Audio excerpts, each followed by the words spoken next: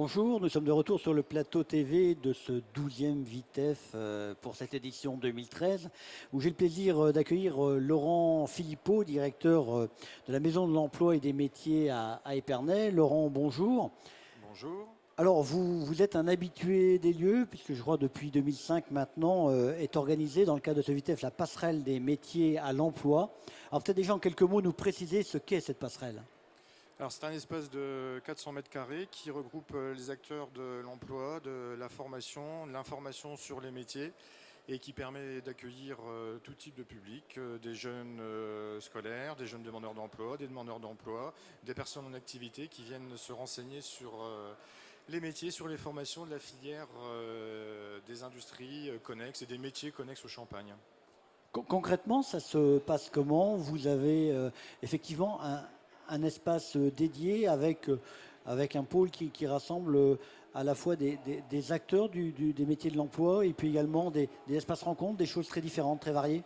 Voilà, c'est ça. C'est donc à la fois la possibilité de mettre en relation des exposants donc, qui œuvrent dans le secteur de l'emploi, de la formation et de l'information, et puis également organiser des rencontres, organiser des animations, et notamment des visites sur ces espaces du VITEF, directement au contact des entreprises. Donc nous accompagnons avec les acteurs de la passerelle des petits groupes qui vont au-devant et qui vont rencontrer les entreprises avec une idée toute simple. Finalement, on se rend mieux compte des métiers par rapport à ce qu'on voit, par rapport à toutes ces technologies qu'on retrouve sur le salon.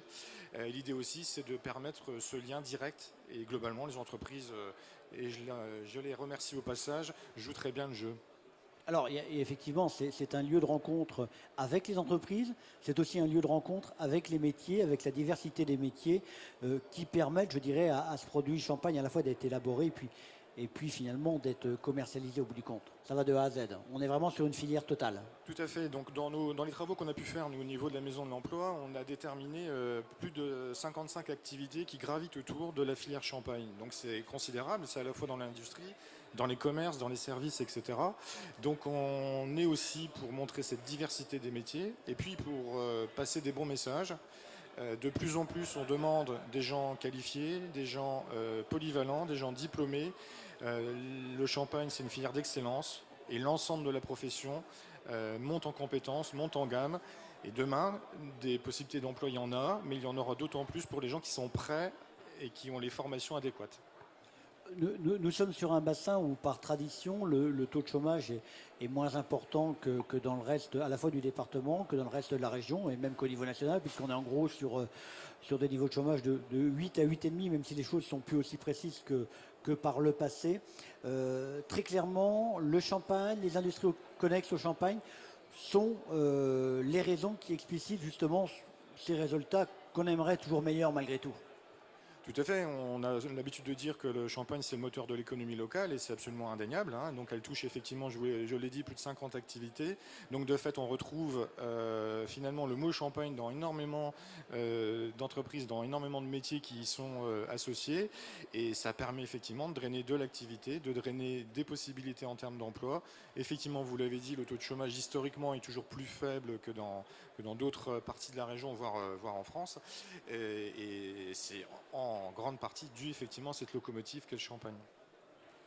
Est-ce que les métiers du champagne finalement font autant rêver que le produit en lui-même? Ou est-ce qu'il y a il reste-t-il quand même des métiers qui sont encore un petit peu à la traîne alors que il y a un certain nombre de ressources derrière, de potentialités? C'est l'enjeu, je pense aussi de notre espace, de montrer effectivement que ce sont des métiers qui sont diversifiés et tout à fait nobles dans le vrai sens du terme. Des métiers qui sont en partie encore manuels, et c'est vrai que les métiers manuels ne bénéficient pas toujours d'une très bonne image de marque. Et même si on l'associe à un mot aussi magique que le mot champagne, ça reste quand même une force de conviction, hein, pour effectivement montrer, expliquer, dire que les métiers d'aujourd'hui sont plus les mêmes que ceux d'hier, qui vont aussi tout à fait s'adapter, changer, de plus en plus technologiques. Donc il y a encore des efforts par rapport à ça, effectivement. Alors c'est une passerelle. Pour que cette passerelle soit réussie, il faudrait qu'il y ait combien de jeunes qui l'empruntent? C'est chiffrable? Le plus possible. les années précédentes, on a entre 1000 et 1200 personnes au minimum qui passent et qui ont un certain nombre de renseignements.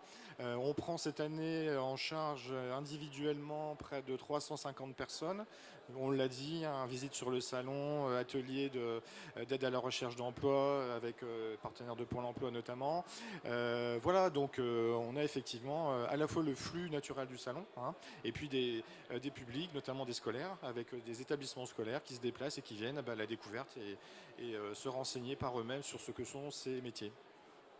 Laurent Philippot, un grand merci. Je rappelle que vous êtes le directeur de la Maison de l'Emploi et des Métiers à Épernay et que vous organisez donc cette passerelle des métiers à l'emploi. C'est moi qui vous remercie. Merci.